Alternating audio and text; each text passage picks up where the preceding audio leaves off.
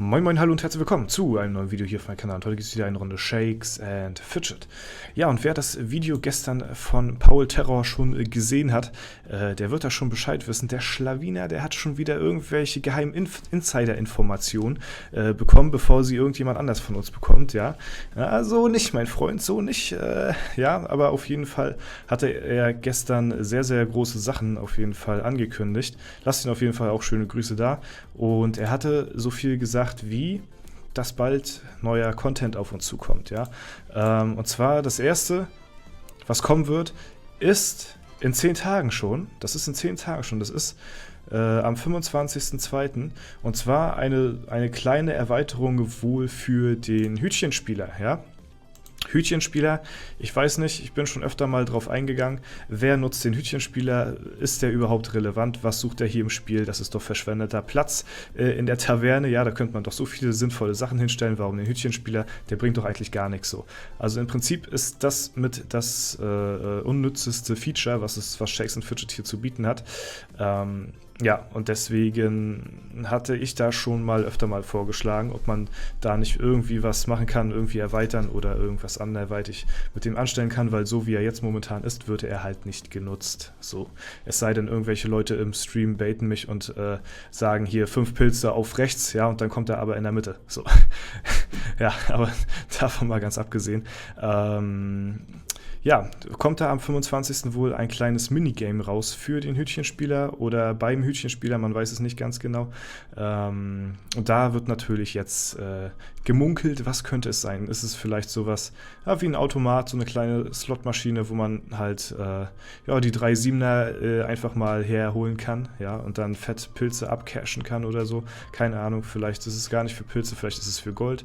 Man weiß es nicht, man wird es sehen, wenn es soweit ist. Wie gesagt, in 10 Tagen. Das ist das, was auf uns zukommen wird. Ja, und dann 3 Tage später oder so, wann war das? 25. Am 28. Ja, am Freitag ist das ja denn. Am 28. startet dann schon der nächste internationale Server, auf den ihr euch vorbereiten könnt.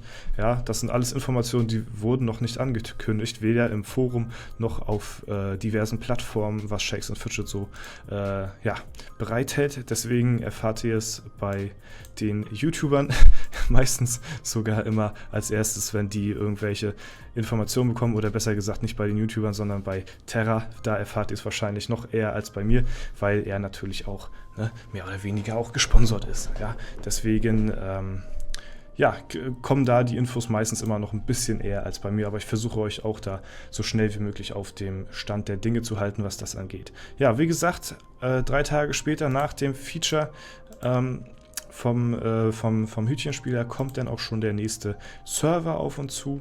Und zum krönenden Abschluss noch sozusagen kommt Ende März, so hatte Terra gesagt, das nächste große Content-Update, ja, das nächste große Oster-Update, ja, da ist ja dann Ostern und ja, da können wir schon mal wahrscheinlich drauf gespannt sein, was das sein wird. Ich habe keine Ahnung, was es sein kann. So, bei diesem kleinen Mini-Update würde ich mal so schätzen, sind das vielleicht ein paar Bugfixes, grafische Überarbeitungen, sowas hier mit der Ritterhalle zum Beispiel, ja, so eine Anzeigefehler halt. Dann vielleicht sowas in der Art wie, ja, eventuell mal so ein Tausender-Button beim Arena Manager, so eine kleinen Features. Das könnte ich mir vorstellen, könnte am 25. auch noch mit dazukommen, wenn der Hütchenspieler da sein Update bekommen soll, ja, und das große Update, ja, weiß ich nicht. Also da bin ich dann halt auch noch selbst gespannt, also da weiß ich halt überhaupt nicht, was da kommen kann. Da kann halt alles kommen zu Ostern. Lassen sie sich immer so einiges einfallen, ja, bin gespannt, vielleicht wird es ein neuer Dungeon, vielleicht wird es anderweitig irgendein neuer Content werden, man weiß es nicht, ja, aber so haben wir auf jeden Fall schon mal die Information lange bevor sie draußen ist, ja, da können wir uns auch auf jeden Fall auch glücklich schätzen, deswegen Grüße gehen wir mal raus an Terra, der da auch schon wieder ja, vielleicht auch nachgehakt hat, ja, ob man vielleicht nicht schon so ein paar kleine Insider-Informationen schon so rausgeben kann, ja. Ist immer sehr cool, dass man dann halt auch so eine kleinen Sachen vorher dann schon weiß, bevor es dann, ja, bevor es lang und breit dann halt in diversen Foren und auf diversen Seiten von Shakes & Fidget groß und lang angekündigt wird. So hat man dann schon mal ein bisschen was, worauf man sich dann vorher freuen kann. Und das ist auf jeden Fall eine Sache, die ich persönlich ganz gut finde. Ja, und ich denke mal, die meisten von euch werden da auch nichts gegen haben, ja, wenn man da schon vorher ein paar kleine Informationen schon bekommen kann. Ja. Jetzt kann man natürlich drüber fachsimpeln, so mit diesen Informationen, die man jetzt bekommen hat. Was wird das sein hier? Also bisher kann man ja hier nur Gold und Pilze setzen. Das ist halt ziemlich langweilig, so lame.